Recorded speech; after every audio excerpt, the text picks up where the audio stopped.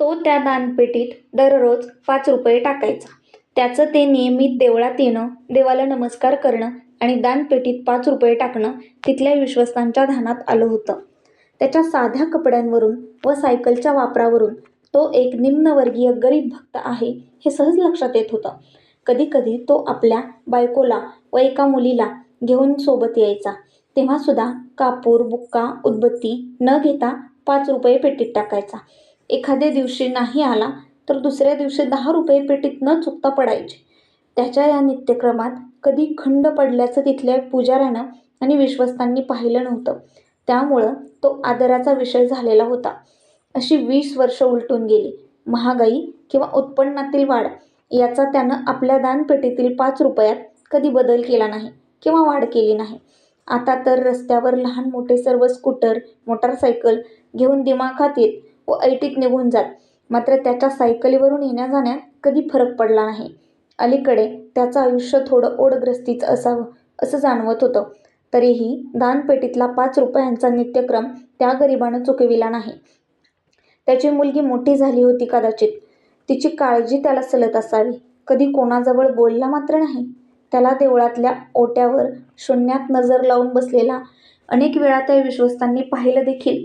मात्र हा आपणहून कोणाशी बोलत नसे किंवा आपलं दुखणं सांगत नसे. सध्या तो जास्तच चिंताक्रांत दिसत होता. एके दिवशी देवळाच्या विश्वस्तांनी हिय्या केला व आपुलकीनं त्याला विचारलं, "सध्या तुम्ही चिंताग्रस्त दिसता. तुमचं काम सुटलंय का? कसली चिंता भेडसावतेय?" तो कसनूसं हसला. म्हणाला, "काही नाही हो. मुलीचं लग्न ठरलंय आणि पैशाची जोडणी काही झालेली नाही. स्थळ चांगलं आहे. हातचं जाऊ नये असं वाटतंय. पण आता हात तरी कुणाकडं पसरायचे? मी हा असा पैशानं दुबळा. कामाचा मालकही फारसं काही उचलून द्यायला तयार नाही. म्हणून काळजीत आहे. इतकंच. बघू देव यातून कसा काय मार्ग काढतोय ते." "अरे पण खर्च तरी किती येणार आहे?" विश्वस्तांनी विचारलं. 25-30 हजार तरी नक्की लागणार हो," तो म्हणाला. त्या दिवशी काय झालं कुणास ठाऊक. त्या विश्वस्ताच्या डोक्यातून तो विषय काही जाईना. रात्री झोपतानाही त्याचाच विचार. रात्री वरचेवर जाग आल्यामुळं झोप देखील नाही झाली. पहाटे पहाटे त्याला एक स्वप्न पडलं. स्वप्नात 5 रुपयांचे नाणे तो मोजत होता. जागा झाला आणि स्वप्न जसंच्या तसं त्याला आठवू लागलं, खाऊ लागलं. त्यानं देवाकडे पाहिलं. तो चोरासारखा बेरकी हसत असलेला त्याला दिसला. तो पटकन उठला, वही घेतली व हिशोब करू लागला. एकूण वर्षे 20 म्हणजे एकूण दिवस 7,300. दररोज ₹5 प्रमाणे झाले ₹36,500. त्याने 36,500 रुपयांची एक थैली तयार केली व शांतपणे झोपी गेला. झोपेत पुन्हा तेच स्वप्न. तो जागा झाला व आठवू लागला. 5 रुपयांचे नाणे आपण मोजत होतो हे स्वच्छपणे त्याला आठवत होतं. दानपेटीतले जमा पैसे आपण एफडीत ठेवतो हेही त्याला आठवलं. त्यानं हिशोब केला. सरासरी जमा ₹18,250. वर्षाचे अंदाजे व्याज 2,000. 20 वर्षांचे झाले 40,000.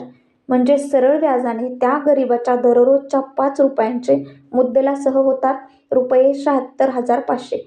आणि हा चिंताक्रांत आहे 25,000साठी.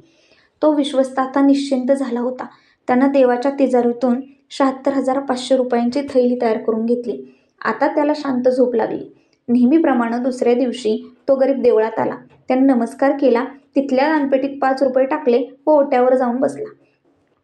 तो विश्वस्त देवळातल्या आणखी काही सज्जनांना घेऊन तिथं आला व त्यानं ती थैली त्या गरिबाला दिली व म्हणाला, "बाबा रे, तू दररोज 5 रुपये प्रमाणे या 20 वर्षात देवाला 36,500 रुपये वाहिलेस.